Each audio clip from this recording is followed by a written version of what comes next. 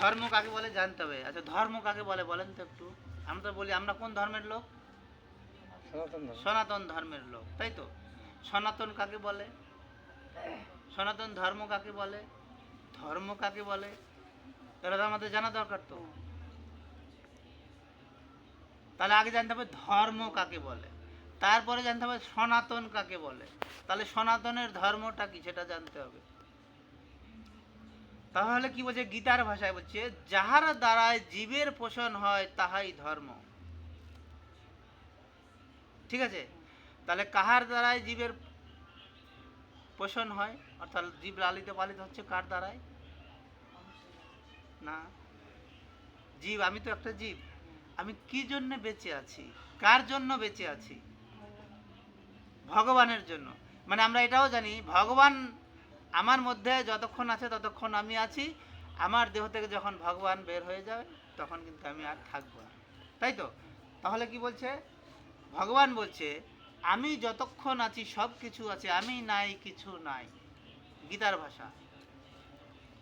তাহলে আমার ভিতর শ্বাস প্রশ্বাস রূপে যতক্ষণ সেই আত্মা বা প্রাণ আছে ততক্ষণ ওই আত্মাই কিন্তু ভগবান। ওই যে আগে বলে গেছি না, মামাই বংশ জীবলোকে জীবভূতা সনাতন, বলছি না আমারই এই সনাতনের অংশ এই জীবলোক। তাহলে তার অংশ যদি এই জীবলোক হয়, আত্মা যদি হয়, তাহলে আমার ভিতরে এই আত্মা আছে বলে আমি আছি। আমার ভিতর থেকে সেই আত্মা যদি বের হয়ে যায় তাহলে আমার কিছুই থাকে না। না আমার সংসার থাকে, স্ত্রী পুত্র কন্যা স্বামী কেউ থাকে না। থাকে কি সম্পর্ক? কার জন্য সম্পর্ক? সেই আত্মা আমার মধ্যে আছে বলেই এই জগতের সাথে সম্পর্ক। কেউ মাসি, কেউ পিসা, কেউ দাদু, হ্যাঁ, এই যে সম্পর্কগুলা কার জন্য আছে? আমার ভিতরে এই প্রাণ যতক্ষণ আছে ততক্ষণ কিন্তু এই সম্পর্কগুলো জীবিত আছে। প্রাণ বের হয়ে গেলে অর্থাৎ এই প্রাণী ঈশ্বর।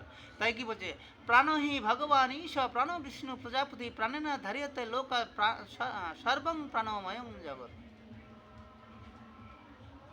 এই বিশ্ব ব্রহ্মাণ্ডে যত জীব আছে তার মধ্যে কি আছে? প্রাণ যতক্ষণ আছে সব আছে, প্রাণ নাই কিছুই নাই। এই দেহটাও নিশ্চিন্ন হয়ে যাবে 2-4 ঘন্টার মধ্যে। আগুন জ্বালা দিলে কতক্ষণ? 2 ঘন্টা 2.5 ঘন্টা, তাই তো। আমি 100 বছর ধরে এই দেহটা লালন পালন করলাম, আর আমার ভিতর থেকে যেদিন প্রাণ গোবিন্দটা বের হয়ে গেল 2 ঘন্টার মধ্যে আমার 100 বছরের দেহটা শেষ। তাহলে ভগবান বলছে আমি আছি, সব আছে, আমি নাই কিছুই নাই। বোঝা যাচ্ছে কথাগুলা? তাহলে সেই ভগবান কি বলছে, আমি প্রাণ রূপে সব জীবের মধ্যে আছি। তাই আমরা ভগবানকে খুঁজতে যদি গয়া কাশী বৃন্দাবন যাই, সেখানে যা দেখবেন এরকম দোকানপাট আছে, বিভিন্ন রকম জিনিসপত্র, এরকম লোকজন আছে।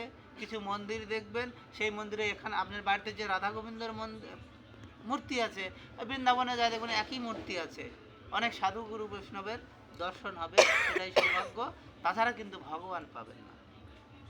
তাহলে ভগবান কোথায় আছে? ভগবান কি বলছে, আমি আত্মা রূপে সকল জীবের মধ্যে বর্তমান আছি, তাই আমাকে চিনো। তাই অষ্টাদশ অধ্যায় আরেকটা শ্লোক বলছে, মন মনা ভাব মদ ভক্ত মজ্জাজিমাম নমস্কুরু মামেব এশ্বসি সত্যং তে প্রতি জানাই প্রিয় হোসিনা। কি বলছে?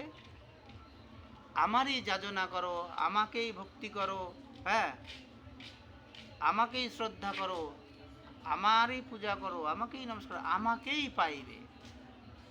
তাহলে আমি কে? ওই দেখেন 10ম অধ্যায়ের 20 নম্বর শ্লোকে বললাম না, ভগবান কি বলছে, অহম আত্মা। ভগবান বলছে আমি আত্মা, আমি আত্মারূপে সকল জীবের মধ্যে আছি। তাহলে আমার পূজা করো মানে আমি কি করব বলেন তো? এখানে আপনি সাধারণ জ্ঞানে বলেন, কি বলবেন বলো? ভগবান বলছে আমার পূজা করো, আমাকেই নমস্কার করো, আমারই যাজনা করো, আমাকেই পাইবে। তাহলে আমি কার পূজা করবো বলো? আত্মার পূজা। ঠিক ধরছো। তাহলে আত্মার পূজা করতে গেলে কি করতে হবে? আত্মার কর্ম করতে হবে। পূজা মানে কি? আমরা তো পূজা মানে কি জানি? ফুল, বেলপাতা, তুলসী পাতা এগুলো নিয়ে আসবো, ফটো মূর্তি যা আছে আমার বাড়িতে বা যেখানেই তার সামনে দিলাম, এটাকে আমরা বললাম পূজা। পূজা শব্দের অর্থ কি তাই? আচ্ছা, একটা গাছ থেকে যখন ফুল তুলবো, গাছ তো, গাছের ভিতরে প্রাণ আছে, আছে তো। যখন আমি তুলবো গাছটার ব্যথা লাগবে না? লাগবে। ফুলটা যখন তুললাম তখন তো মরা হয়ে গেল, মরা ফুল দিয়ে পূজা করছি। হ্যাঁ, গৌর কীর্তনের মধ্যে একটা গান আছে না, আমি যে ফুলে পুজিব চরণ, আমার সেই ফুল গেছে শুকাইয়া, আছে না? কোন ফুল? ওই গাছ থেকে ফুল তুলবেন, একটা গাছে আঘাত লাগবে তো, লাগবে না? তাহলে ওই ফুল তুলে একজনকে আঘাত দিয়ে আরেকজনের হচ্ছে কি?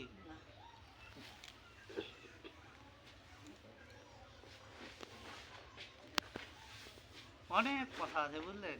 এই যে বললেন না বৈষ্ণবের চরণে প্রণাম করতে, বৈষ্ণব কি, কি করে বৈষ্ণব? মায়ের পেট থেকে বৈষ্ণব হয়ে আসছে? হ্যাঁ, তাহলে কি করে হয়? ব্রাহ্মণ কাকে বলছি আমরা? আমাদের সমাজে কয়টা বর্ণ আছে? ব্রাহ্মণ, ক্ষত্রিয়, বৈশ্য, শূদ্র, তাই তো? বলি তো, ব্রাহ্মণ, ক্ষত্রিয়, বৈশ্য, শূদ্র, চারটে বর্ণ। গীতাও তাই বলছে। কি বলছে গীতায়?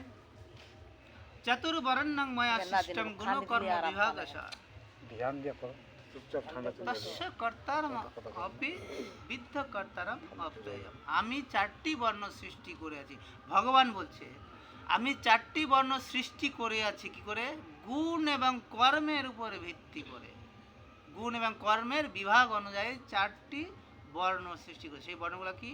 ব্রাহ্মণ, ক্ষত্রিয়, বৈশ্য, শূদ্র, তাই তো? ব্রাহ্মণ কাকে বলে? কেউ মায়ের পেট থেকে কি বৈষ্ণব হয়ে আসছে, ব্রাহ্মণ হয়ে আসছে? না। কি বলছে? তাহলে আরেকটা দেখেন, আমাদের শাস্ত্র পড়তে হবে একটু করে, আমরা কেউ কিছুই পড়ি না, ওই জন্য আমরা জানি না। তাহলে কি বলছে দেখেন, আমাদের শাস্ত্রে কি বলছে? জন্মনা জায়তে শূদ্র সংস্কারাৎ দ্বিজোচ্যতে বেদ পাঠেত ভাবে বিপ্র ব্রহ্ম জানাতি ইতি ব্রাহ্মণ। তাহলে চারটি বর্ণ। আর বৈষ্ণব কি?